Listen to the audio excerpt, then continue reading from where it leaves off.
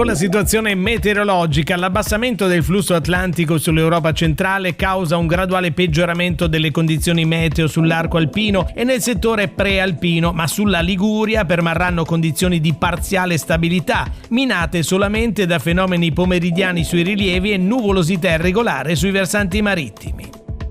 Nel corso del pomeriggio attività cumuliformi sulle vette appenniniche alpine, accompagnato da rovesci a sfondo temporalesco sulla Val d'Aveto e sul comparto delle Alpi Liguri, consueto ritorno a cieli sereni al più poco nuvolosi in serata anche su questi settori. Venti deboli a regime di brezza dai quadranti meridionali nel pomeriggio, in serata rotazione a nord, mare quasi calmo sotto costa sul centro e ponente, generalmente poco mosso al largo e sulle coste di Levante. Le temperature massime saranno stazionarie non oltre i 26 gradi.